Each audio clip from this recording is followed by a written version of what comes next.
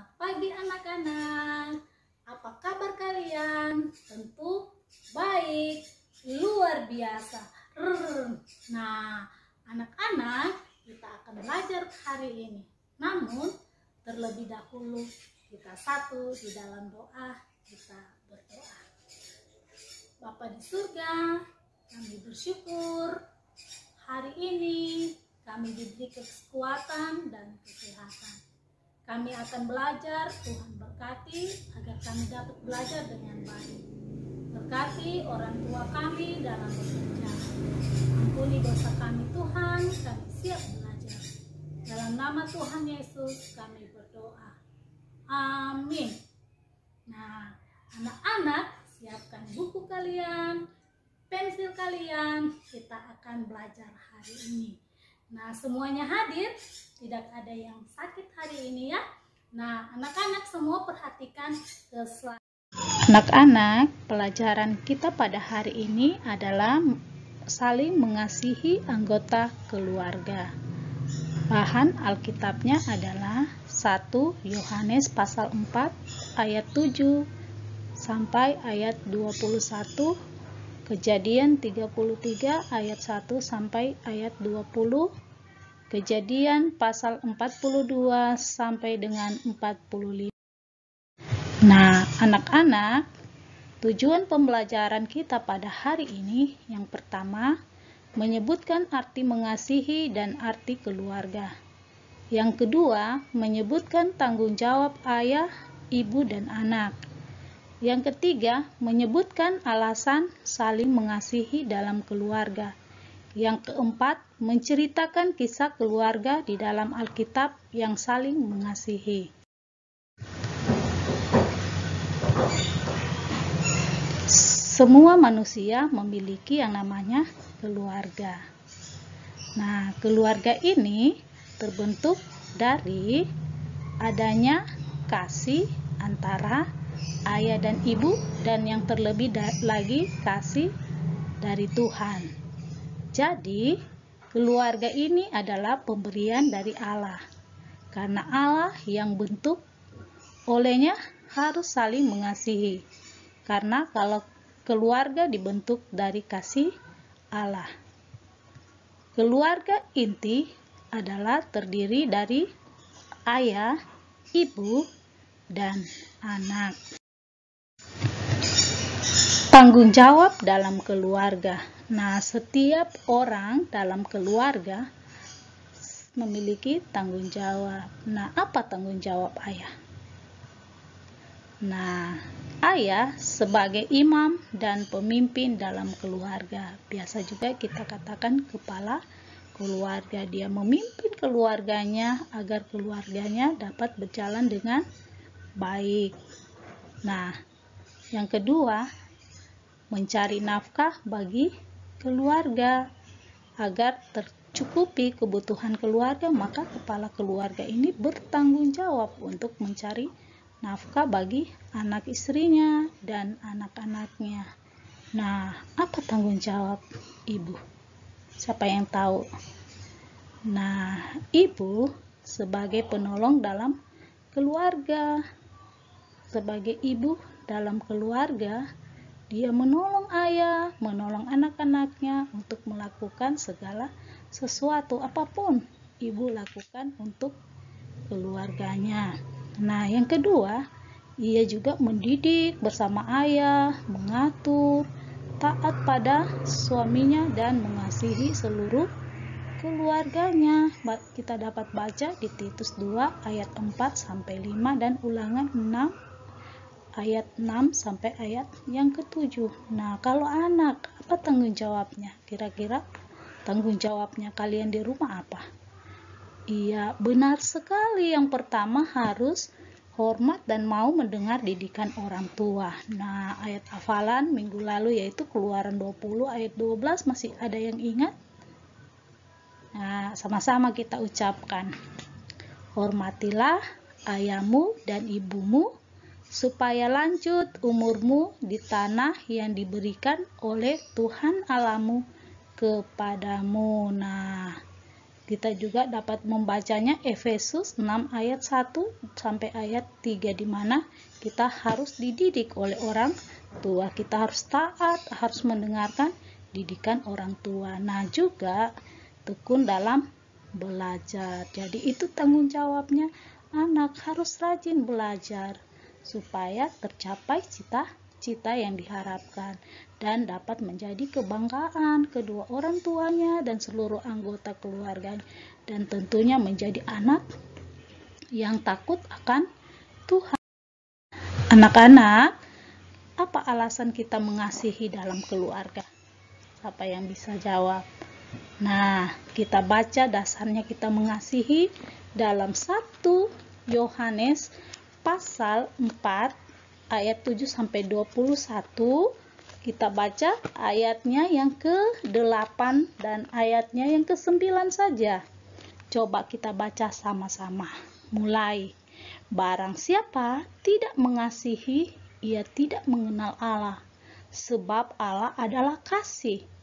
Dalam hal inilah kasih Allah dinyatakan di tengah-tengah kita, yaitu bahwa Allah telah mengutus anaknya yang tunggal ke dalam dunia supaya kita hidup olehnya. Nah, ternyata anak-anak, jadi alasan kita mengasihi karena Allah terlebih dahulu mengasihi kita. Allah kita adalah Allah yang kasih. Jadi kalau mengaku percaya kepada Allah, tentunya kita memiliki kasih. Apa bukti kasih Allah kepada kita? Iya, benar sekali. Dia memberikan anaknya yang tunggal. Siapa anaknya yang tunggal itu? Iya, yaitu Tuhan Yesus Kristus. Bukti kasih Tuhan Yesus Kristus kepada kita adalah apa kira-kira? Bukti kasih terbesar Tuhan Yesus kepada kita yaitu mati di kayu salib untuk menebus dosa manusia. Nah, anak ada di rumah, kita akan belajar tentang sebuah keluarga, yaitu keluarga Yusuf dari Kejadian 42 sampai 45, yaitu saling mengasihi dalam keluarga yang dapat menjadi teladan bagi kita. Nah, siapa itu Yusuf? Siapa yang tahu siapa itu Yusuf? Iya, Yusuf anak dari seorang bapak yang bernama Yakub. Yusuf ini bersaudara ada berapa orang? Iya, 12 anak laki-laki dan 1 anak perempuan yang bernama siapa? Dina. Nah, Yusuf ini anak yang ke-11. Dia ini memiliki adik yang bernama Benyamin. Jadi Yusuf ini memiliki adik bernama Benyamin. Nah, anak-anak, Yusuf anak yang paling disayang oleh ayahnya Yakub. Boleh tidak kita pilih kasih? Tidak boleh kita pilih kasih, tetapi kita harus mengasihi siapapun juga yang ada di tengah-tengah keluarga kita, teman-teman kita. Tidak boleh dipilih-pilih untuk disayang. Nah, anak-anak, setiap tahunnya ini Yakub memberikan jubah yang maha indah kepada Yusuf, yang membuat saudaranya menjadi iri hati. Boleh kita iri hati enggak, anak-anak? Iya, benar sekali, tidak boleh, karena iri hati perbuatan yang tidak disukai oleh Tuhan. Nah, anak-anak yang diberkati Tuhan, suatu hari Yusuf menceritakan suatu mimpinya. Wah, mereka berada di sebuah ladang. Tiba-tiba gandum saudaranya itu sujud pada gandum Yusuf. Nah, ini gambarnya. Nah, tampaknya mimpi yang kedua, matahari, bulan, dan 11 bintang itu sujud kepadanya. Wah, ini gambarnya. Nah, ia ditegur oleh ayahnya Yakub. Masakan ayah dan ibu dan saudaramu menyembahmu, yang membuat saudaranya semakin iri dan marah kepada. Nah, apa yang terjadi selanjutnya? Nah, ini suatu hari saudara-saudaranya di ladang. Yusuf datang menemui saudaranya. salah satu saudaranya berkata, "Mari kita bunuh dia." Tapi Ruben berkata, "Jangan kita apa-apakan, tapi kita lemparkan saja ke dalam sumur." Mereka melepaskan jubah maha indah dari Yusuf, terus melemparkan dia ke sumur. Nah, ketika orang Midian lewat, Yusuf dijual oleh saudaranya. Ya, ini diambil bajunya. Terus mereka menjual Yusuf kepada orang Midian seharga 20 sikal perak.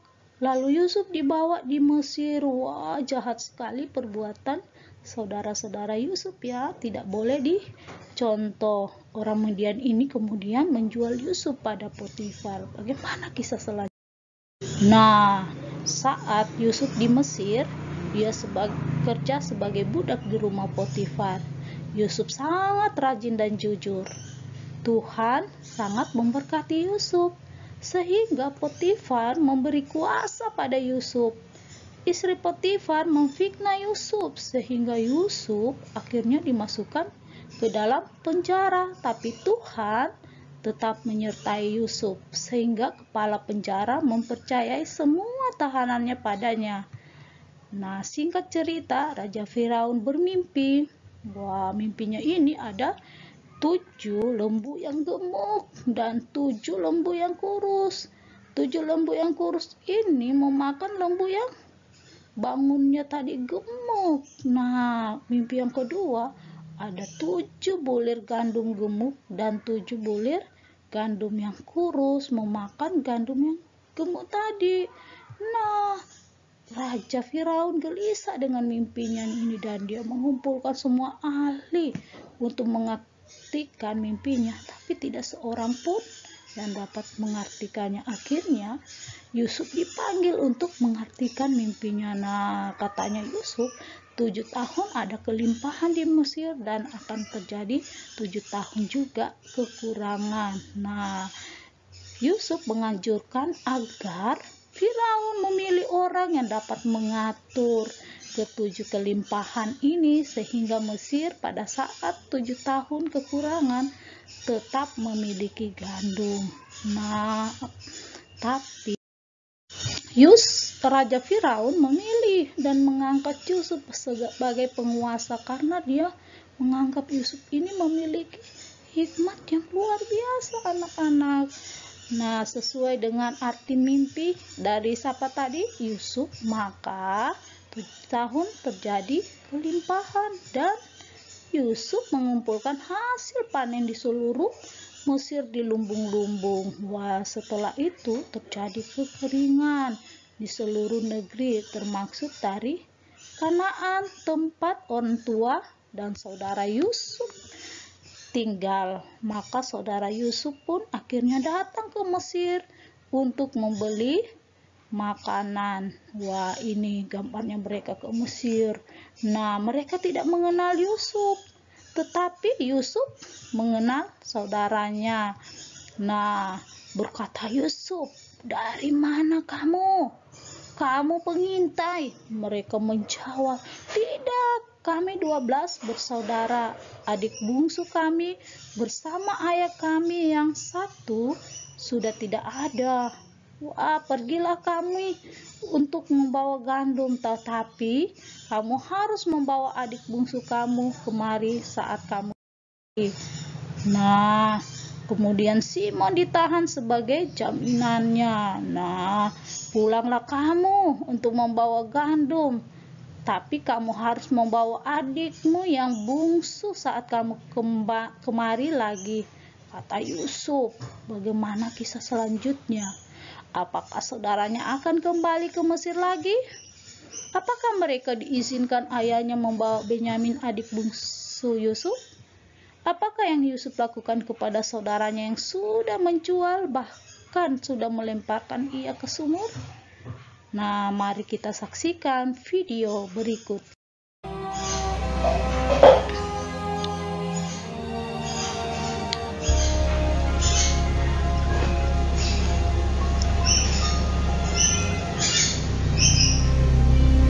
Hebat sekali kelaparan di negeri itu. Dan setelah gandum yang dibawa mereka dari Mesir habis dimakan, berkatalah ayah mereka, "Pergilah pula membeli sedikit bahan makanan untuk kita." Lalu Yehuda menjawabnya, "Orang itu telah memperingatkan kami dengan sungguh-sungguh. Jika engkau mau biarkan adik kami pergi bersama-sama dengan kami, maka kami mau pergi ke sana dan membeli bahan makanan bagimu, supaya kita tetap hidup dan jangan mati." Ayah mereka berkata kepadanya, "Jika demikian, ambillah hasil yang terbaik dari negeri ini, dan bawalah uang 2 kali lipat banyaknya."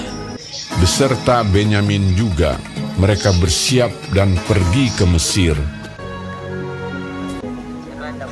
Ketika Yusuf melihat Benyamin bersama-sama dengan mereka, lalu segeralah Yusuf pergi dari situ, sebab hatinya sangat terharu merindukan adiknya itu. Ia masuk ke dalam kamar, lalu menangis di situ.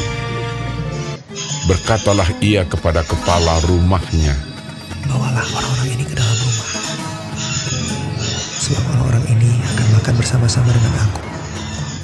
Setelah orang itu membawa mereka ke dalam rumah Yusuf, lalu minumlah mereka dan bersukaria bersama-sama dengan dia. Sesudah itu diperintahkannyalah kepada kepala rumahnya, "Isilah karung orang-orang itu dengan gandum, dan letakkanlah uang masing-masing di dalam mulut karungnya. Dan pialaku, piala perak itu, taruhlah di dalam mulut karung anak bungsu, serta uang pembayar gandumnya juga." Ketika paginya hari terang tanah, orang melepas mereka beserta keledai mereka. Tetapi baru saja mereka keluar dari kota itu, belum lagi jauh jaraknya, berkatalah Yusuf kepada kepala rumahnya, "Bersiaplah, kejarlah orang-orang itu." Lalu segeralah mereka masing-masing menurunkan karungnya ke tanah dan masing-masing membuka karungnya. Dan kepala rumah itu memeriksanya dengan teliti. Maka kedapatanlah piala itu dalam karung Benyamin. Dan mereka kembali ke kota. Berkatalah Yusuf kepada mereka, "Pada siapa kedapatan piala itu, dialah yang akan menjadi budakku." Kami masih mempunyai ayah yang tua. Ayahnya sangat mengasihi dia. Apabila anak itu tidak bersama-sama dengan aku tidak akan sanggup melihat nasib celaka yang akan menimpa ayahku." Ketika itu Yusuf tidak dapat menahan hatinya lagi di depan semua orang. Dan Yusuf berkata kepada saudara-saudaranya, "Akulah Yusuf, saudaramu yang kamu jual ke Mesir." Menangislah ia keras-keras. Maka mendekatlah mereka. Yusuf mencium semua saudaranya itu, dan ia menangis sambil memeluk mereka. "Sebab untuk memelihara kehidupanlah Allah menyuruh aku mendahului kamu." Ketika dalam istana Firaun terdengar kabar bahwa saudara-saudara Yusuf datang, hal itu diterima dengan baik oleh Firaun. Lalu berkatalah Firaun, "Bawalah kereta dari tanah Mesir untuk anak-anakmu dan istri-istrimu. Jemputlah ayahmu dari sana dan datanglah kemari.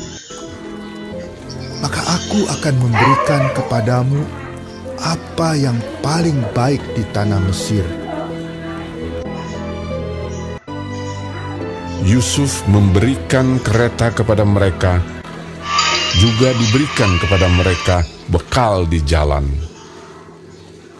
Demikianlah mereka pergi dari tanah Mesir dan sampai di tanah Kanaan kepada Yakub ayah mereka. Mereka menceritakan kepadanya, "Yusuf masih hidup. Bahkan dialah yang menjadi kuasa atas seluruh tanah Mesir. Ketika mereka menyampaikan kepadanya segala perkataan yang diucapkan Yusuf, dan ketika dilihatnya kereta yang dikirim oleh Yusuf untuk menjemputnya, maka bangkitlah kembali semangat Yakub, ayah mereka itu. Anakku Yusuf masih hidup. Aku mau pergi lihatnya. Sebelum aku Setelah menyaksikan video dari Yusuf, kita belajar, yaitu mau memaafkan dan tidak dendam. Nah, Yusuf ini walaupun ia sudah dijual oleh saudara-saudaranya, sudah dilemparkan ke sumur, tetapi ia tetap memaafkan dan tidak dendam kepada saudaranya. Yang kedua, saudara-saudaranya mengakui kesalahannya kepada Yusuf, sehingga mereka saling memaafkan, saling berpelukan, dan mereka saling. Nah, anak-anak yang di rumah, sebelum kalian mengerjakan tugas kalian, kita simpulkan dulu pelajaran hari ini. Nah, apa itu keluarga? Siapa yang bisa jawab? Nah, keluarga itu pemberian dari Tuhan yang bentuk. Jadi dalam keluarga itu kita harus saling mengasihi. Mengapa kita harus saling mengasihi? Karena Tuhan terlebih dahulu mengasihi kita. Bukti kasih Allah yang terbesar apa? Iya, betul sekali, dia rela mati di kayu salib menggantikan kita sehingga dosa kita terhapuskan. Nah, tadi kita belajar dari keluarga Yusuf, di mana saudara-saudaranya iri hati kepada Yusuf. Nah, akhirnya terjadi hal yang tidak diinginkan. Jadi kita tidak boleh iri supaya tidak terjadi hal yang tidak diinginkan. Tetapi marilah kita saling mengasihi satu dengan yang lain sehingga tercipta kerukunan. Nah, sekarang tugasnya adalah carilah gambar dari majalah atau koran yang menunjukkan contoh perbuatan saling mengasihi, kemudian gunting dan tempelkan pada kolom yang telah tersedia pada halaman 36 sampai dengan halaman 37 buku siswa. Nah, anak-anak, mengakhiri seluruh rangkaian pelajaran kita hari ini, kita cinta satu sama lain.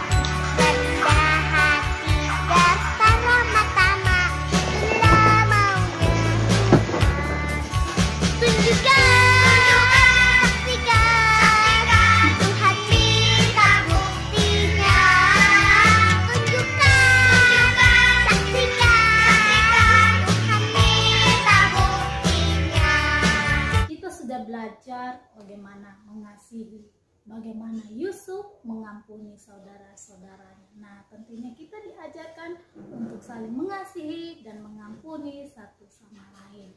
Nah, mengakhiri pelajaran kita pada hari ini, kita berdoa sama-sama. Bapa kami, Bapa kami di surga, dikuduskanlah namamu, datanglah kerajaanmu, jadilah kehendak-Mu di bumi seperti di surga. Berikanlah kami pada hari ini makanan kami yang secukupnya, dan ampunilah kami akan kesalahan kami, seperti kami juga mengampuni orang bersalah kepada kami. Dan jangan membawa kami ke dalam pencobaan, tetapi lepaskanlah kami daripada yang jahat. Karena Engkaulah yang mempunyai kerajaan dan kuasa dan kemuliaan sampai selama-lamanya. Amin. Terima kasih anak-anak sudah mengikuti pelajaran hari ini dengan baik. Shalom.